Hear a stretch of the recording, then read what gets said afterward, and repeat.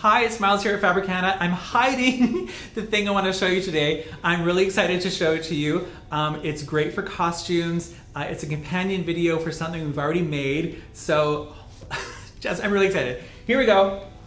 It's this really fun corset. It hooks in the center so you can get in and out of it really easily. We've made it in a really fun faux leather. It looks pretty real. I love this kind of like beautiful, almost like a barn red color. I do want to show you the back as well, to show you that we're going to show you how to do these little eyelets so that you can lace it up. It makes it really versatile for sizing. We've also used elastic, so it's really comfortable. I think this is a great look for lots of different costumes. If you want to do something kind of with a bit of historical edge, if you want to do something with a little bit of kind of a gothic edge, or it's great for cosplay, great for kind of a lot of the superhero looks that you see from the DC and Marvel universes. So I hope that you're inspired by this garment.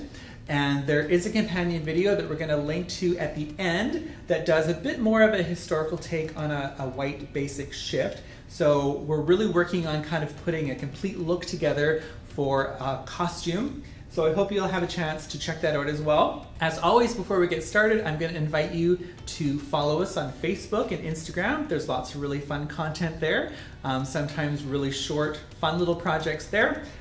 Please subscribe to this YouTube channel and look for other content. We have lots of other costume videos, some things that are more long format videos like this, but also really short, fun things that you could do quickly if you need a costume on the run.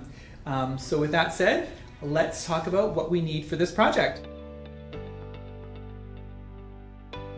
So before we get started with any cutting or sewing, let's look at the materials that we need. And like always, I'm going to start with the most fun fabric first, and that is this kind of a barn red faux leather. Some people will call it vegan leather. No animals were harmed in the making of this leather. So for this project, we've decided to make it in a size 12 pattern, which corresponds usually to an in-store size as about a size 8. For our beautiful Perfecto leather in this beautiful barn red, we are using about 5/8 of a yard for that, and we do need about 2 yards of interfacing as well. I love this red. It's probably no coincidence that you see that I'm wearing red today. I don't usually wear a lot of red, but I was pretty inspired by this project. So there we have this faux leather. This is our Perfecto leather. You can find it on our website. There's also, I think, one called Sierra, so please have a look at the selection of our faux leather on our website. I've got some very important but less glamorous fabric. This is a woven interfacing. It's a non-fusible because we're working with a basically a fabric that would melt. We can't fuse interfacing to it, so we're using a sew-in interfacing. This is the So Sure Firm. We're using black in the So Sure Firm interfacing. I have, you probably can't see this, but this tape has little hooks and little eyes. It's hook and eye tape like you'll see on lingerie, bras, things like that. This is available in store at Fabricana. I have about 5 yards of boning. Now that is the material that's going to keep the corset nice and stiff and keep it from kind of crunching on the body. And it does take quite a bit because it's used in quite a few of the seams. I have a matching thread for our beautiful faux leather. This also matches the lining that I'm not showing you. We've used an inexpensive lining. It's for costuming. I've used the Pongee lining, P-O-N-G-E-E. You can find that on Fabricana.com as well. I have a little, you probably can't see it either. It's a little hole punch. I also will need a hammer to create holes. This will be used for the little eyelet holes in the back of our corset. I have fabric scissors. I have some pins. We will be using lots of pins for this project because the fabric is quite slippery. I'm using a Berta pattern. This one is 7156. It's a very historical pattern. We're not like kind of looking at it as an historical pattern, but I did like the shape of the pieces. I've made a few modifications. We're definitely making lots of modifications to how we're putting it together, just to make it a little bit easier for somebody who's really more interested in a quick costume than trying to reproduce something historical. Of course, I've got a sewing machine ready to go, and I've got my iron and ironing board ready to go as well. So I think that's enough said about the materials that we've got for this project, and we can move on to some construction. So to save you a little bit of time watching this video, I've actually gone ahead and cut all of the pattern pieces out. Now, I definitely want to say, if you're looking at the same pattern that we're using, the same Berta pattern, it calls for 7 pattern pieces for the corset. And as you can see in front of me, I have 1, 2, 3, 4, 5, 6 pieces. And that's because this piece that is called the side front, there was also a little extra triangle piece that fit on where they have added in this pattern to achieve historical accuracy, a little bit more boning here. We're ignoring this step. So what I did was I just overlapped so that the stitching line matched between the 2 pieces, and I've made that into a single piece. That'll save us a little bit of time cutting, a little bit of time sewing. So I just wanted to point out that I have done that. So that's pieces 9C and 10C have been overlaid and made into one pattern piece. So then I took all of my pattern pieces, 7C, 8C, 9 and 10 combined, 11, 12, and 13. I've cut 2 pieces of the lining each, 2 pieces each of the interfacing, and 2 pieces of each of the beautiful red faux leather. So I've gone ahead, just because this wasn't going to be really interesting sewing, I've sewn all of the lining pieces together. You can kind of see how those fit together. You'll see how to piece when I show you the other pieces being joined, but the lining is done already. And then I will be showing you how to stitch the interfacing and then stitch the outer part of the shell. So I think that being said, we are actually ready to start showing you how to sew those pieces. So a big part of this project is keeping your pattern pieces in order. So I've laid them out on the table from the center front to the side seams and then to the center back, and I'm going to work in that direction. So I'm starting with the center front piece, and then there's kind of the next piece over from that. I think they actually on the pattern piece call it center front, and this is just center. Anyway, these 2 pieces are going to get laid right sides together. I'm going to stitch from the hem of the corset up to the neckline. We're using a 5/8 inch seam allowance. Now keep in mind that this fabric that we're using is actually a knit. It has a knit backing, and then it's laminated. So the type of needle that you'll want to use is either a universal that's suitable for knits or a ballpoint needle. Do not use a leather needle. Leather needles for sewing machines actually cut a hole, and we don't want that. They need to cut a hole to get through leather, but they don't need it to be that, to cut a hole for this type of fabric. So we are starting, like I said, at the hem with a 5/8 inch seam allowance. I'm going to increase my stitch length a little bit. Just do a nice little bit of a longer stitch. We're going to start with the back stitch. And then I want to make sure that I've transferred all of my markings so I can do this without having to do a lot of pinning. If you'd like to use pins, please do so, but just know that the little notches here are also very helpful to line up your pattern pieces. I'm going to kind of match up the ends, and that'll help me kind of keep the pattern pieces in line.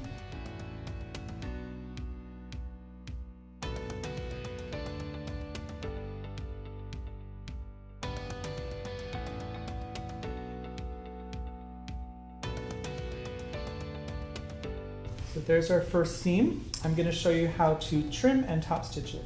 So I've opened up the 2 pieces that we've just stitched. This is the center front of the garment, so this is moving to the side seam. Now we want to make sure that our seam allowances are actually going to be pushed toward the center of the garment. This applies for the center front and the center back. So you just want to make sure that you know which way your seam allowances are getting pressed. So in that case, they're going this direction. I'm going to trim this part of the seam allowance. So I've got my fabric scissors,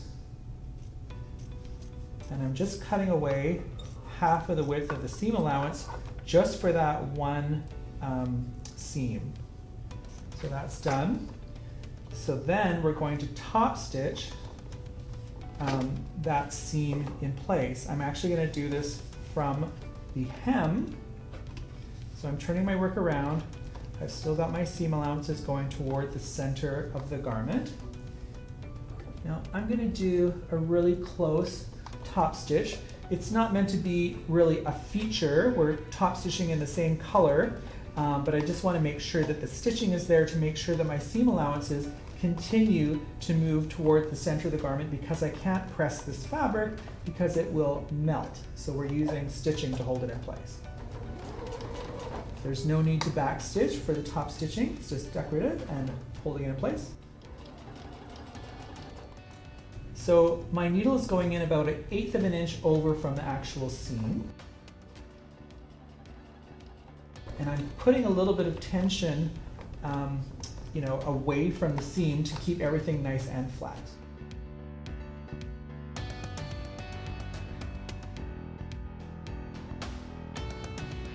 Again, there's no need to backstitch. So I'm just going to show you what we've achieved here. And that is this beautiful curve, essentially in the bust line of the corset.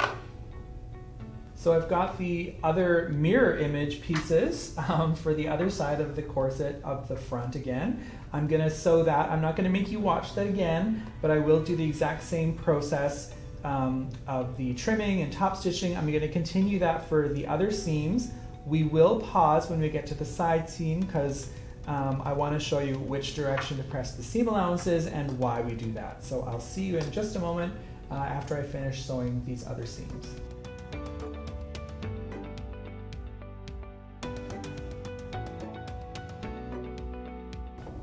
All right, as promised, we're going to talk about the side seam. I've just sewn the first piece of the back pieces. So this is the side seam here. Now there's going to be a question of, do I press it toward the center front or the center back?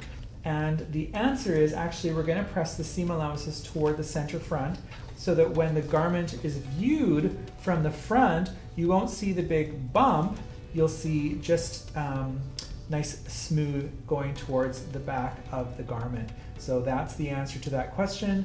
We move the seam allowances for the side seam toward the front of the garment. So I'm going to trim that and top stitch it just like we did the other ones. So now we are ready to start sewing the interfacing. Now the interfacing isn't actually getting stitched to anything just yet. We're just sewing it as it is. So I have, this is the center back piece, and then I've got the next piece over from that are getting joined here. So I'm going to put those right sides together. Again, I'm going to start sewing from the hem. This is the bottom of the corset. Now again, we're using a 5/8 of an inch seam allowance. So I'm just going to stitch that with a back stitch. I'm using my notches to line up my seam as opposed to using pins. Interfacing is much easier to sew because it's not slippery.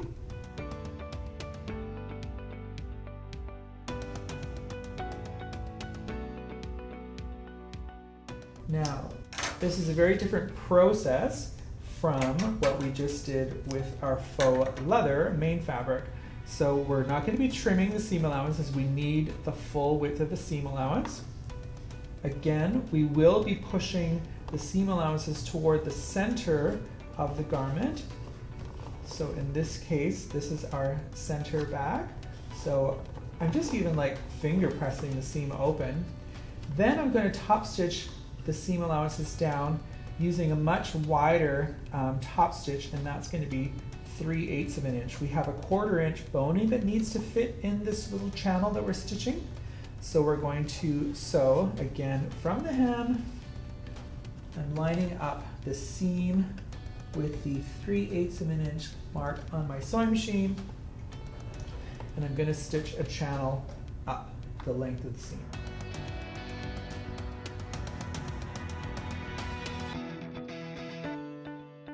So now we have a channel that we can insert the boning into. I will show you how to cut and kind of fit the boning into that. All right, so I have just done a lot of seaming and a lot of channel making.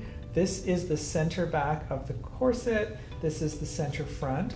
I should say we work in the corset in half and half. So this is one half of the corset. There'll be lacing at the back and there'll be hooks at the front. So it's basically in two pieces. So like I said, I've done lots of seaming and channeling.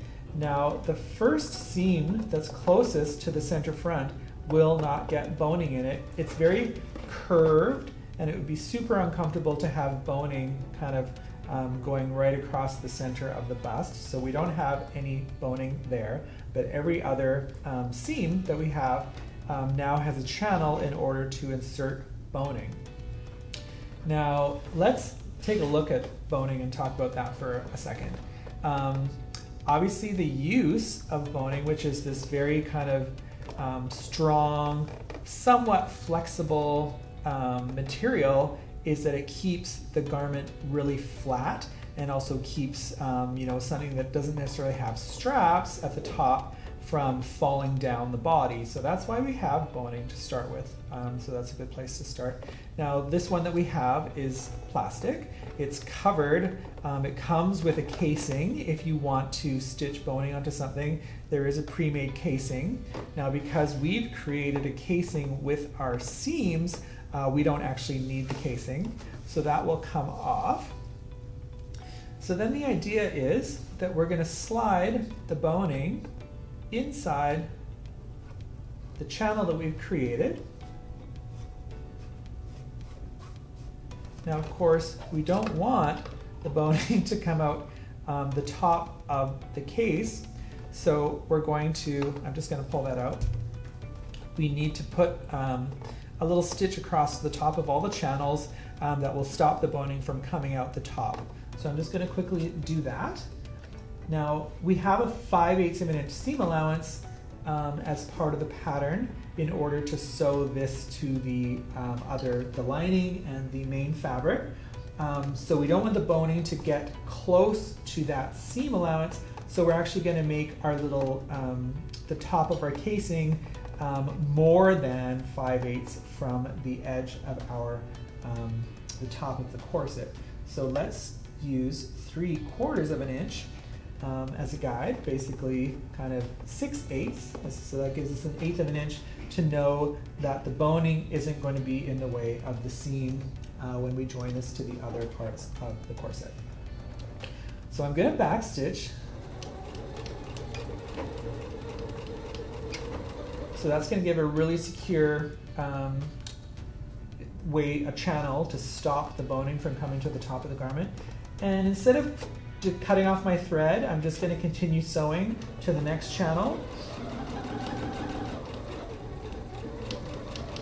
And I'm going to backstitch again.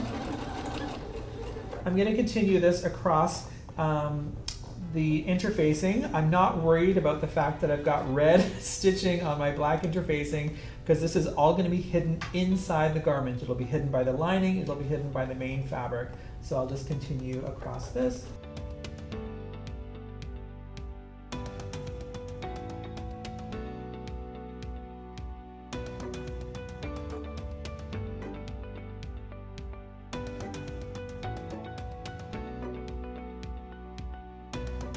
Because we're not putting boning in this last seam, I can stop stitching the top of the casing with that one. So that's just what we've done to prepare the channels at the top of the for the boning. So as you can see, when you first get boning, it's quite sharp. It's basically cut straight across the top, so it does kind of have sharp edges. So take some of your non-favorite scissors, i.e. not your fabric scissors, and maybe some craft scissors, and kind of trim the corners off. and try and just get it as smooth as you can.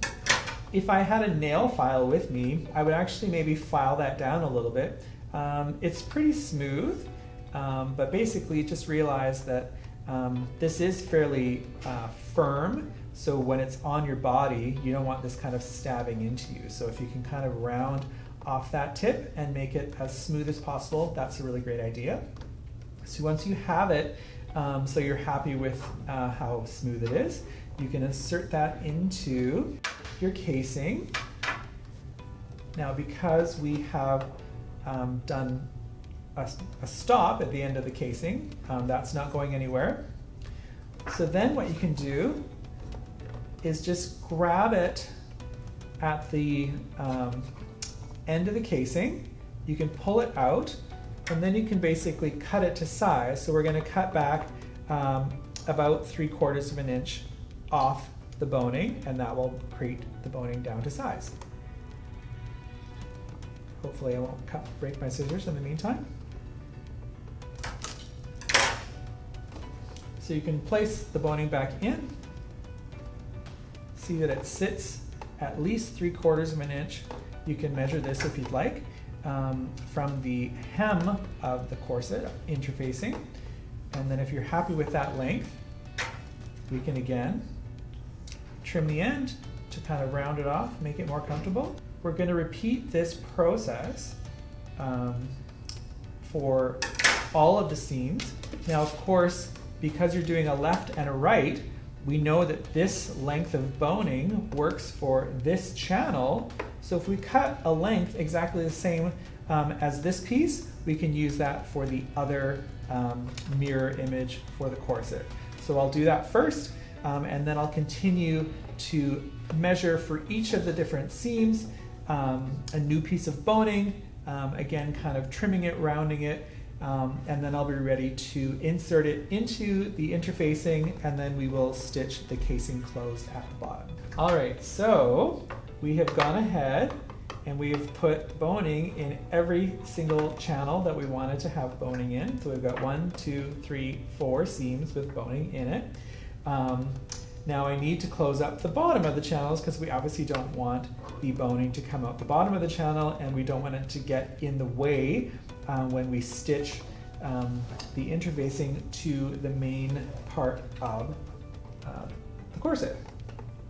So I'm really forcing the boning kind of into the casing as far as I can. And then we're going to do exactly as we did before at the top of the casing. We're going to do the same thing at the bottom. So be very careful because you are stitching close to the boning. I don't want you to stitch into the boning and break your needle. So just kind of maybe wind your machine forward by hand, back stitch, and then stitch forward again. And again, you want to make sure you're using a little bit more than a 5/8 seam here because we have 5/8 of an inch seam allowance to sew this to the other parts of the garment, so we need to keep the boning out of the seam allowance. And there we have it. I'm going to go do this for the other mirror image of the interfacing, and then we can apply the interfacing to the main fabric. So here we have the moment of truth. We're going to start making what looks much more like a corset. So we have our beautiful faux leather in the red. This is the left side and the right side. Then we have the interfacing that has our boning in. And I just want to make sure, as you've been following along, I haven't mentioned, as you're putting the boning in, the boning has a natural curve to it. And you want to insert the boning such that the curve forces the top and bottom of the corset toward the body. If it was faced like this, it's going to force the corset actually away from the body, which would be problematic. So once we have our two left pieces here, the main fabric and the interfacing with the boning, we're just going to bring those together. Now I need to baste those together and create one piece. We can't pin this easily. We could pin within the seam allowance if you want to. You can use clamps as well if you'd like. to hold them together. You want to make sure that all of your seams are lined up, and then we're going to baste the two pieces together. Again, because we don't want to stitch into the body of the garment, make sure that your basting is at less than 5/8 of an inch seam allowance. So we're actually going to baste this together with 3/8 of an inch seam allowances all the way around the whole piece, so that this essentially becomes one piece that we will use to construct the rest of the corset. We'll repeat that process for the right side as well, and then I will join you. We'll meet here again to talk about how this all gets stitched to the lining. So here we have the right side of our bodice. Here is the center front. Now the pattern calls for us to, I've already done it on the lining actually, we need to fold under the seam allowance on the center front piece. So I've done that on the lining. You can see this little lip. It's the 5/8 of an inch seam allowance folded back. That's pretty easy to do. But you may be wondering, Miles, you told us not to touch the iron to this fabric because it can melt, and we're not going to touch the iron to this fabric. We are going to use a scrap of cotton. You can use a tea towel, whatever you have handy, to cover the fabric while we press. I'm also going to need a tape measure, or you can use a seam gauge, whatever you have handy to do a 5/8 of an inch seam allowance. We can't really draw on our fabric, so we just kind of need to measure it as we press. So we're going to be pressing the seam allowances toward the inside, so basically toward the interfaced side. So I'm just going to kind of start at one end. I'm going to get my tape measure just to make sure that I'm at the 5/8 of an inch mark. So that's good. I'm just going to hold that with my fingers. I'm going to put my press cloth over top of that, and I'm going to bring my iron over. Now I have my iron set to a really low setting. For this iron, it's on a silk setting. I have it on very low steam. We don't really need steam, we just need heat for this process. Seems to be working. So now we can just kind of continue to mark that 5/8 of an inch. Press a little bit further along our seam. We're just going to continue this process until we finish that center front seam. You can do the exact same process for the lining, but you don't need to worry about the press cloth. Our lining is polyester, so do keep your iron at a low setting so your lining doesn't melt, but you don't need the press cloth. I will see you at the table in just a moment when we can put the main part of our fabric and the lining together. So now that we have pressed the center seam allowances of the main fabric and our lining, we're going to put them together. Remember we said we're doing the kind of right and left separately. They're kind of separate pieces. There's hooks and eyes at the center front, and there's eyelets at the center back. So we're just going to line up, I'm going to flip this over. It's much easier to sew this with the lining actually towards the sewing machine. If you're going to pin anything, I want you to pin within the seam allowance. So you can line up your lengthwise seams and then just stick a pin within this 5/8 of an inch seam allowance.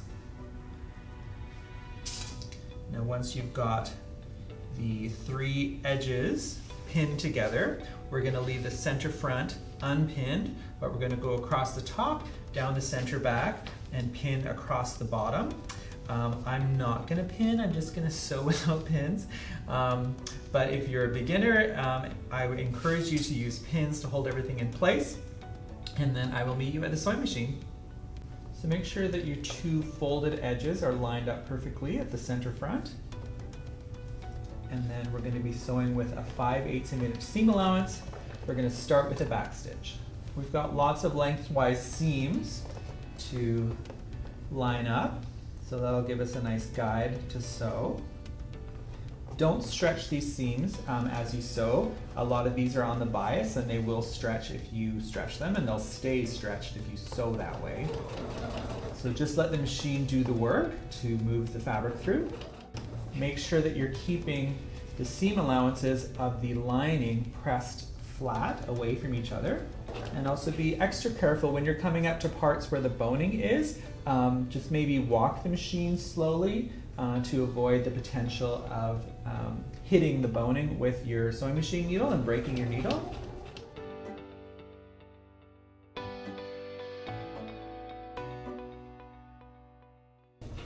Little tip that I often give when we're going around corners: we're going to leave the needle down, raise the presser foot, turn our work a 45-degree angle, do one stitch on the diagonal, leave our needle down, lift up the presser foot, pivot the rest of the angle, so now we're stitching along the center back, and continue sewing. That'll give you a really nice sharp corner when you're turning this right side out.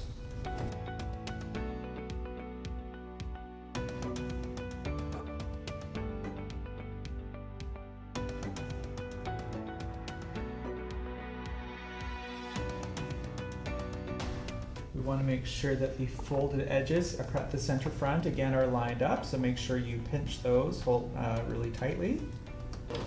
And we're going to end with a back stitch.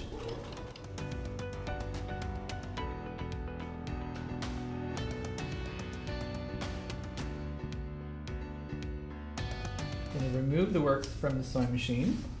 We are going to trim this corner to make it easier to turn around later. We're going to do the same thing at the top. Make sure to get close to your stitching, but don't clip your stitching. And then, while we're here, we're going to grade our seam allowance. And grading, as you may recall, means that we are going to just trim away one of the seam allowances, and we're going to trim away the bulkier fabric, and that is the faux leather that we've been using. So I'm going to cut down the seam allowance through the interfacing and the faux leather about half the size that it is. At the corner, remember we have one diagonal stitch, so I'm going to trim off fairly close to that stitching, just like that. And I'm just going to finish trimming the seam allowance to the corner. We're going to trim the seam allowance up the center back, and trim that corner as well. We're going to continue grading the seam allowance across the bottom. We're at the top now. I'm getting turned around.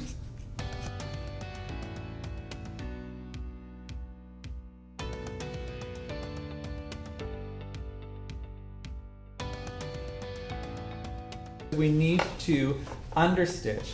Now, understitching, because this is a fabric that's difficult to press, we want to make sure that the lining, when we turn this all right side out, the lining stays to the inside of the garment. We don't want to see the lining kind of popping out of the top or bottom of our garment.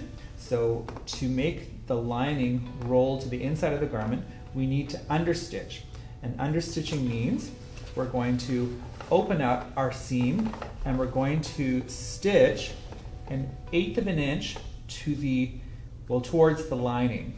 And that will hold the seam allowance to the lining, so it'll do a beautiful roll to the inside. Now, it's really easy to start your understitching out here, but as we get towards the inside of the garment, it gets a little bit tougher. It's going to be maybe a little bit hard to see, but just basically know that what I'm doing is I'm sewing 1/8 of an inch on the lining, catching all of the seam allowances on the underside. I won't be able to stitch right to the corner because it's going to be impossible to get in there with the sewing machine, but I'm going to go as far as I can.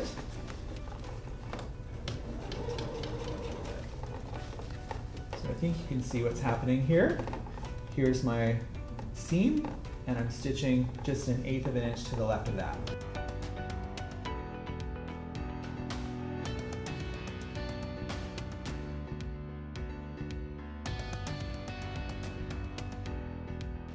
Now I'm going to repeat this process for the top of the garment as well.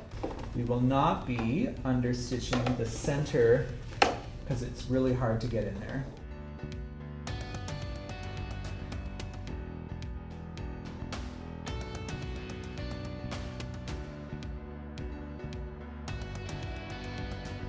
And that is as far as I can go. I'm going to release my presser foot.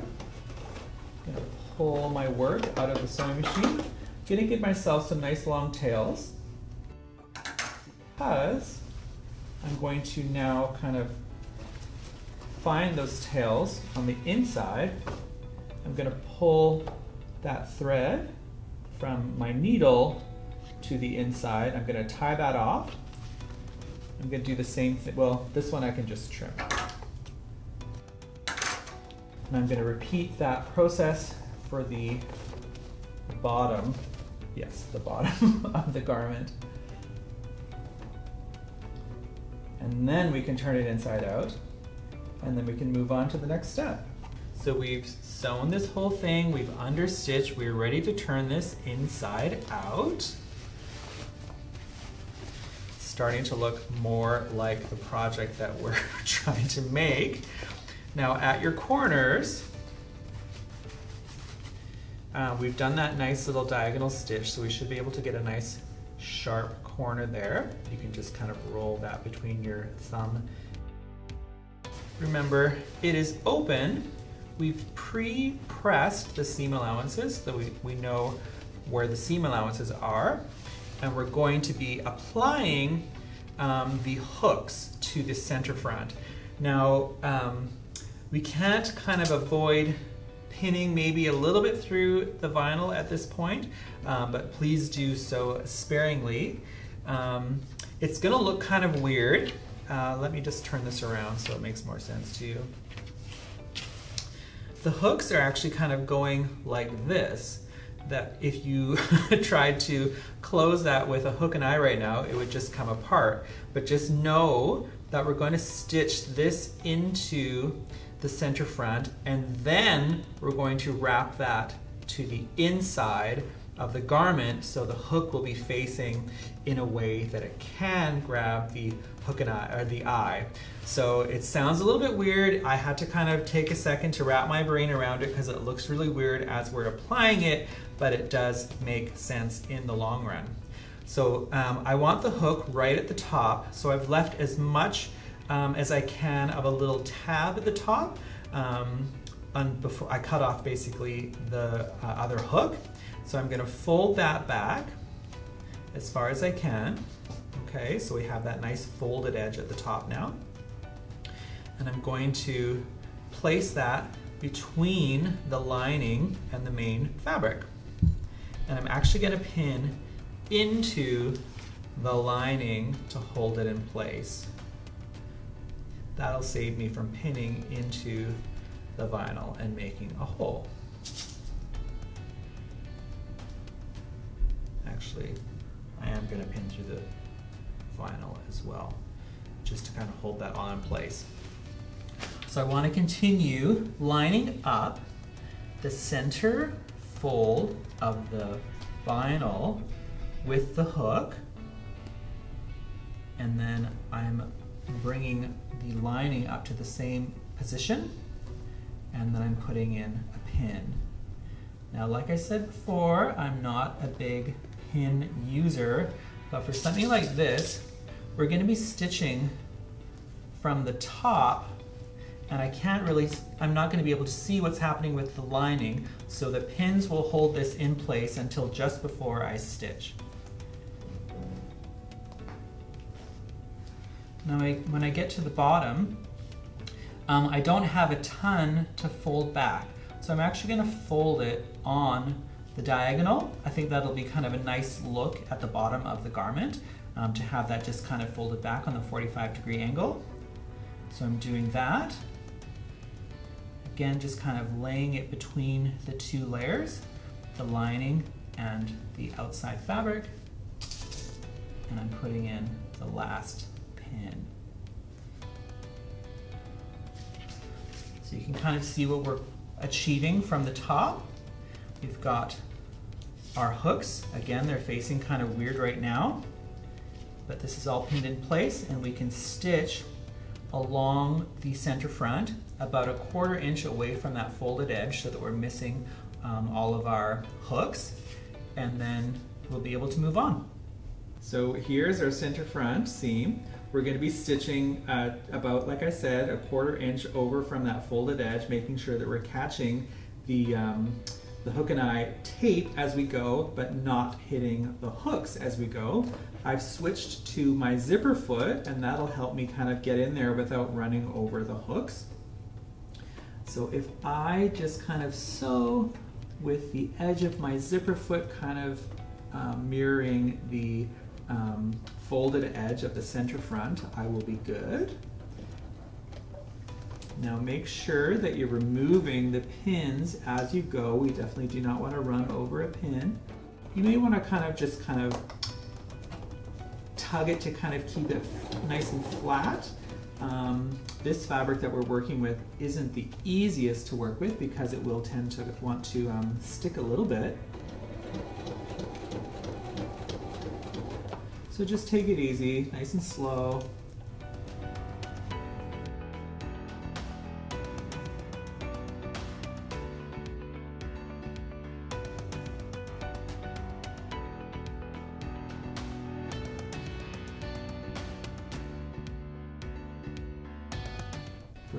We didn't do a back stitch at the beginning, and we're not going to do one at the end.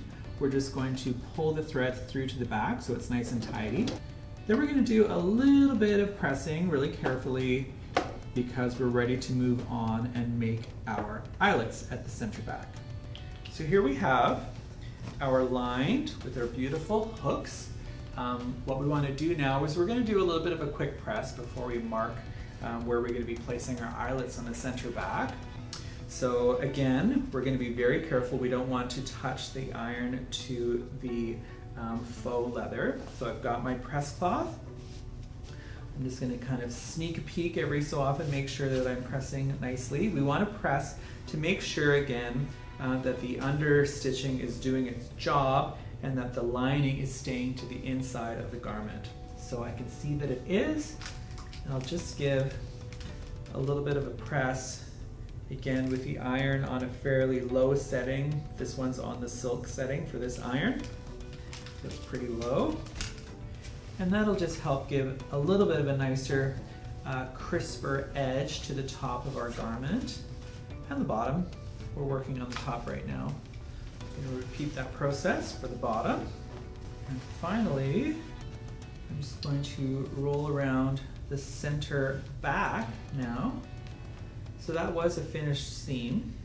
Again, we didn't do any understitching here, so that's why I want to do a bit of pressing to make sure it is laying quite flat. So I'm rolling the seam all the way out and then kind of pushing the lining towards the inside of the garment. So we want this to be nice and flat as we mark and sew the eyelets. Is I've got the pattern piece that was for the center back. So that's that piece there. Here's the top of the garment, the bottom of the garment.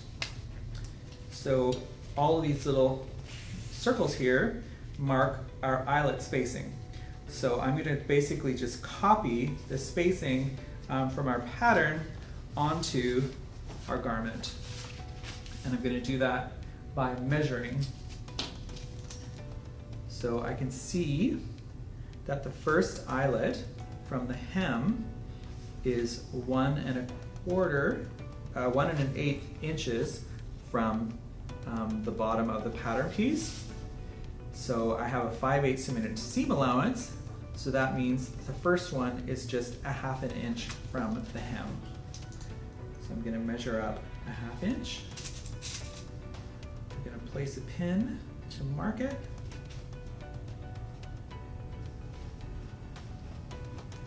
I'm going to mark the next one. So all of the eyelets are exactly 1 1/4 inches from each other. So for now I just run my tape measure along, put a pin at the 1 1/4 inch mark, and then at the 2 1/2 inch mark, I'm just adding 1 1/4 inches to create spacing. Now the pin is going through both layers of fabric. We're going to be stitching through the eyelets, so one little tiny pinhole isn't going to make a bit of difference for the amount of sewing that's going to be happening at these points. So I'm going to continue marking the eyelet placement. Then I'll be placing some tearaway. This is a washable tearaway. I didn't mention it in the instructions earlier, but I found that it really did help with the sewing of these eyelets, especially working with this kind of slippery yet still kind of sticky fabric. The tearaway helped the machine do a much better job of the eyelets. So once I've got all of my eyelet placement placed, I'll be placing this all over top of the tearaway to make the eyelets. So I'll finish putting the placement in here, and I'll meet you at the sewing machine to actually make the eyelets. So as I mentioned before, we're using a tearaway. So this is a wash away tearaway. So even though it feels like paper, when we add water to it later, it's actually going to kind of dissolve away. Now we marked the spacing kind of vertically for all of our eyelets, but we didn't kind of mark how far away it is from the edge. So I measured on the pattern, and these eyelets are 1/2 inch away from the edge. So I'm just going to make sure that the edge of my garment here is sitting at the 1/2 inch mark on my sewing machine. Now I have set my sewing machine to an eyelet stitch. You'll see what it looks like in just a moment, but it's a really cool thing. I just want to say, if you don't have an eyelet stitch on your machine, you can always use little metal eyelets. That would be actually a really cute look for this garment as well. We have the opportunity to use the eyelet stitch, so I'm taking it. It'll save me doing the eyelets. So I'm going to remove the pin. I have the pin to mark where I was going to start my eyelet, so I've removed that now. And to do this eyelet stitch, you just kind of put your foot to the metal. You keep it on there until the machine stops, and that lets you know when you're finished doing your little eyelet. So here we go. Fun thing. I did do a trial one earlier, so I'm hoping this is going to work. Here we go. So I still have my foot on the pedal, and it just kind of slowed down. Did the last few stitches. I know we're working with red thread on red fabric, so you can't really see what's happened yet, but on the underside, if you kind of have a look, it's done this perfect little circular, almost like a buttonhole. So it's all zigzagged and creates this little eyelet. Now we will go in later and we'll punch a hole with a punch, but I'm just going to continue sewing the rest of these eyelets, and then we're just about finished the garment. Okay, so here I am kneeling on the floor. I'm going to try and do this as quickly as I can so I can get off my knees. I have a little punch. We talked about this at the beginning of the video. It's basically a piece of metal that has like a little kind of sharp ring at the top. I've put a piece of wood on the concrete floor, and I'm just going to center my punch over my eyelet. I also have a hammer, so cover your ears because this might get loud. And I basically have now punched a hole through my eyelet. I'm going to do this 12 more times. You don't have to watch them all, but basically know that this is what we're doing to punch our holes. So here we have all of our eyelets finished. The tearaway is still attached, so I'm just going to tear it away. You'll see that there's a little bit of white remnant still showing, but as I mentioned before, this is actually a rinse away tearaway. So I'm going to, in a minute, off camera, just get a damp paper towel and just kind of wipe away the additional tear away. So use the eyelets from one side to mark the others. I've already gone ahead and made the eyelets for the other side. We've got a black cord that we're going to be running through to create the lacing for the corset. So that'll be the center back done. Then remember when we talked about putting in the hooks, we need to fold the tape to the inside so that the hooks are facing the right way, so they're actually going to grab the eyes. This is the other side of the garment. This tape was put in exactly the same way that we did the hooks, so the eyes are here. They're just placed between the outside fabric and the lining. I pinned it in place and I stitched it. I did the exact same thing, folding to the top eye here, and then folding kind of away at the bottom at a 45-degree angle. I think that looks really cute.